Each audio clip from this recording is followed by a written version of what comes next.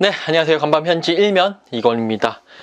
자, 영국 현지 1면부터 살펴보도록 할게요. 데일리 스타를 보면 해리 케인이 맨체스터 유나이티드에서 톱이 되어야 된다라고 웨인 루니가 이야기한 기사가 전면 톱을 장식을 했습니다. 웨인 루니가 이제 계속 더 타임스의 자신의 생각과 여러 가지 자신의 의견들을 칼럼 형식으로 기고를 하고 있습니다. 그 중에 이제 하나가 해리 케인이 최근에 계속 맨유 이적설이 돌기 때문에 여기에 대한 생각을 밝혔는데요. 루니는 이제 케인이 가장 정통적인 9번 스트라이커 역할이고 루드 반 리스텔로이와 비슷하다라고 이야기를 하면서 내가 만약에 맨유를 맡는다면 케인을 데리고 올 거고 케인을 중심으로 팀을 짤 것이다 라고 이야기를 했습니다. 그만큼 케인의 가치가 대단하다는 걸 얘기를 한 거죠. 그러면서 이제 케인의 가장 큰 강점은 마무리 능력인데 이제 페널티 박스 안에서는 기회가 나면 언제든지 슈팅하라고 난 계속 얘기를 할 것이다 라고 이야기를 했습니다. 그러면서 맨유가 케인을 꼭 데리고 와야 된다 라고 그렇게 주장을 했는데요. 이제 이 시점에서 한번 그러면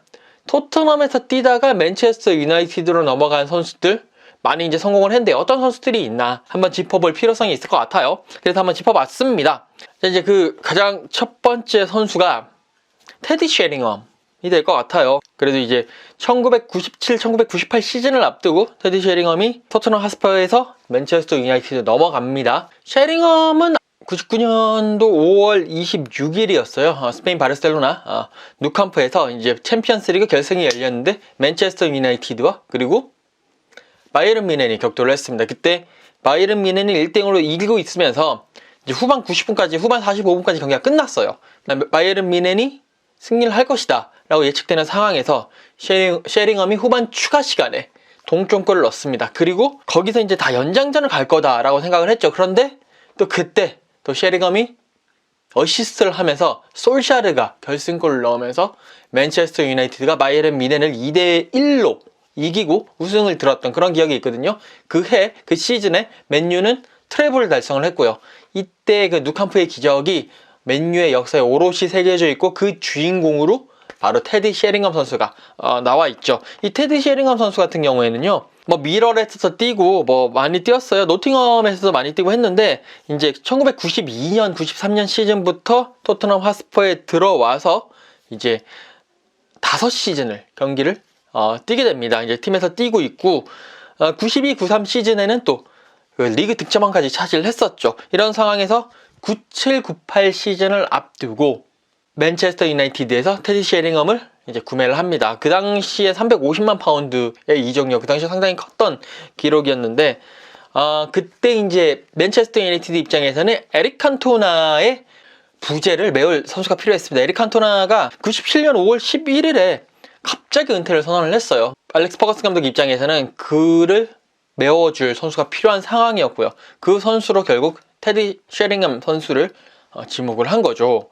97, 98 시즌부터 이제 테디 쉐링엄이 들어가면서 물론 이제 또 팀에 많은 도움을 줬습니다. 특히 이제 일단 99년도에 챔피언스리그 우승을 이끌었던 그 1골 1돔 자체가 어떻게 보면 쉐링엄의 영입 이유라고 봐도 큰 이견이 없을 정도로 정말 그 경기에서 최고의 활약을 펼치면서 맨유에서의 또 자신의 이름을 또 오롯이 새겼고요. 4시즌을 뛰고 2001 시즌까지 뛰고 난 다음에 쉐링엄은 다시 토트넘으로 돌아오게 됩니다. 그때는 이제 이적료 없이 자유계약으로 풀리면서 맨유에서는 좀 더 잡고 싶었습니다만 토트넘으로 돌아가겠다라고 얘기를 했고 결국 토트넘으로 돌아가면서 또 2시즌을 마저 뛰고 그 이후에 포츠머스 그리고 웨스트햄까지 뛰고 콜체스터 유나이티드에서 이제 경기를 마무리하는 그런 선수 경력을 가지고 있는 선수입니다. 네. 다음으로 살펴볼 선수가 바로 디미타르 베르바토프 선수입니다. 해리 케인에게 맨유로 옮겨라 라고 직접적으로 조언을 했던 그 베르바토프 선수. 이제 베르바토프 선수 같은 경우에는 2006-2007 시즌에 토트넘에 들어가게 됐죠. 그리고 이제 2시즌을 뛰고 세 번째 시즌은 2008-2009 시즌에 한 경기 치르고 맨체스터 유나이티드로 넘어가게 되는데 상당히 그 당시에 베르바토프와 로비킨 그 두 선수의 투톱 조합이 상당히 인상적이었고 특히나 베르바토프는 좋은 활약을 하면서 많은 팀들이 군침을 흘리는 그런 상황이었죠. 이런 상황에서 맨체스터 유나이티드가 베르바토프를 영입을 하기 위해서 접근을 합니다. 그때 이제 토트넘 이제 특히 베르바토프 입장에서는 정말 맨체스터 유나이티드 가고 싶었어요. 그렇기 때문에 그 당시에도 이제 다니엘 레비 회장이 그 이적 업무를 하고 있었는데 약간 조금 이 돈을 조금 더 알잖아요, 레비 스타일. 네, 이적료를 높이기 위해서 좀 소극적으로 나오기도 하고 그러다 보니까 이 한간에 떠도는 소문으로는 베르바토프가 열이 받아가지고 레비 회장 사무실로 쳐들어가가지고 막 과격하게 항의를 했다고 합니다. 결국에 레비 회장도 베르바토프 그래 마음도 떠났고 또 베르바토프가 그 이후에도 경기를 펼치는 데 있어가지고 좀 태업성 플레이를 했거든요. 그래 너 가라 이렇게 얘기를 하면서 결국 이제 이적 시장 마지막 날에 3,075만 파운드의 그 이적료를 이제 받고 이렇게 베르바토프를 맨체스터 유나이티드로 내보냈다고 하네요. 그 당시만 하더라도 이 3천만 파운드의 이적료는 역대 2위 엄청난 이적료라고 얘기를 하고 있더라고요. 맨유 입장에서는 사실 베르바토프 같은 그런 이제 좀 9번 역할을 해줄 공격수가 필요했어요. 사실 이제 그 전 시즌만 하더라도 크리스티아노 호날두가 상당히 좋은 모습을 보이면서 그 전 시즌에 42골을 넣었는데 호날두 그 다음에 웨인 루니 테베스 이 선수들이 있었습니다만 맨유는 그 당시만 하더라도 리그 최정상급 정말 우승을 상당히 맨날 우승을 하지 않으면 안 되는 팀이었고 챔피언스 리그 우승이라든지 그리고 FA컵에서도 우승을 노리는 팀이었기 때문에 이 많은 스쿼드가 필요했습니다. 그런 상황에서 팀 스쿼드를 보다 보면 뭐 웨인 루니는 정말 전형적인 9번 스타일을 하기엔 조금 아쉽고요. 카를로스 테베스도 그렇고 호날두야 9번 스타일이 아니죠. 이런 상황에서 9번이 필요했고 또 사실 맨유 입장에서는 전형적인 9번 스타일이 있었을 때 좋은 경기를 많이 했었거든요. 반 니스텔로이 있었을 때도 그렇고 셰링엄은 전형적인 9번 스타일은 아니지만 그래도 어느 정도 그 정도의 역할을 해주기도 했었고 예전에 드와이트 요크, 앤디 콜 이런 선수들도 있었고 그렇기 때문에 새로운 9번 스타일의 선수가 필요했고 결국 오케이 베르바토프가 잘하니까 걔를 데리고 오자 라고 이야기를 하면서 결국 베르바토프를 데리고 왔습니다. 이제 근데 문제는 이 베르바토프 같은 경우에는 어떻게 보면 토트넘에서는 거의 왕이었잖아요. 하지만 맨체스터 유나이티드에 오고 난 이후에는 조금 아쉬운 모습을 많이 보여줬어요. 특히 그 당시 맨유는 호날두, 루니, 테베스 이렇게 좀 스피드에 많이 강했던 팀인데 베르바토프는 좀 템포를 많이 깎아먹는 그런 모습도 있었거든요. 그러면서 계속 팬들의 비난도 많이 받았고 또 심리적 위축도 좀 있었고 그러면서 맨유에서는 자기 자신의 자리를 그렇게 토트넘에 있었을 때만큼 잘 확보하지 못했다. 맨유에서 이제 4시즌을 뛰었는데 사실 이제 맨유에서 뛴 4시즌 동안에 토트넘에서 기록했던 골보다 단일 시즌에서 이제 그 기록보다 더 많은 골을 기록한 시즌은 한 번도 없거든요. 어떻게 보면 맨유 팬들 입장에서는 이 베르바토프가 좀 그만큼 많은 돈을 주고 데리고 와가지고 제대로 써먹지 못했던 선수가 아닌가라는 생각이 조금 들고요. 결국 베르바토프는 풀럼을 찍고 그 다음에 모나코로 갔다가 그 다음에 그리스 리그를 뛰고 난 이후에 2017-2018 시즌에는 인도에서 조금 뛰고 난 다음에 그냥 은퇴를 하는 그런 수순을 밟고 있고요. 토트넘 경기장에 보시면 베르바토프가 그 해설위원으로 자주 많이 나와요. 그러면서 지금은 방송인으로서 또 새로운 삶을 살고 있다. 그리고 이제 마지막으로 주목해볼 선수가 결국 마이클 캐릭입니다. 2004-2005 시즌에 토트넘으로 이제 이적을 합니다. 그러면서 2시즌을 뛰면서 토트넘의 허리를 책임진 그런 선수로 이제 활약을 했고요. 결국 미드필더를 찾고 있던 알렉스 퍼거슨 감독의 레이더에 계속 걸렸습니다. 2006-2007 시즌을 앞두고 마이클 캐릭 선수는 1,400만 파운드에 이제 맨체스터 유나이티드로 이적을 합니다. 1,860만 파운드까지 또 올라왔을 수 있다고 하는데 어쨌든 그 정도 선에서 이적료를 받고 맨체스터 유나이티드로 가게 됐고요. 당시에 이제 2006-2007 시즌을 앞두고 맨체스터 유나이티드에서도 새로운 이제 미드필더 자원이 필요했어요. 사실 이제 로이킨 선수가 그 전 시즌까지는 딱 중원을 장악하고 있었는데 그 2005-2006 시즌에 사건이 하나 터졌죠. 키노 게이트 사건.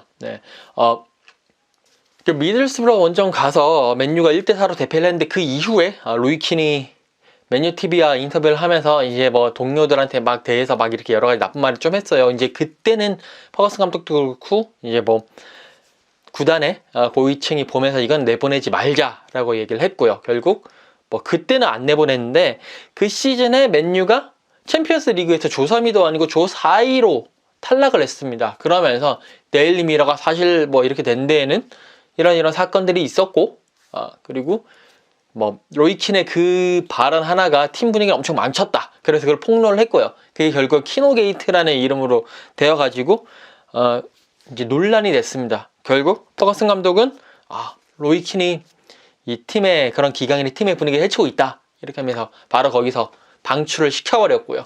뭐 사실 그 전까지 쌓여있는 게 얼마나 많았겠어요. 사실 뭐 로이킨과 퍼거슨 감독이 그렇게 좋은 사이는 아니거든요. 어쨌든 그렇게 되면서 맨유에서는 허리에 공백이 생겼고, 결국 2006-2007 시즌을 앞두고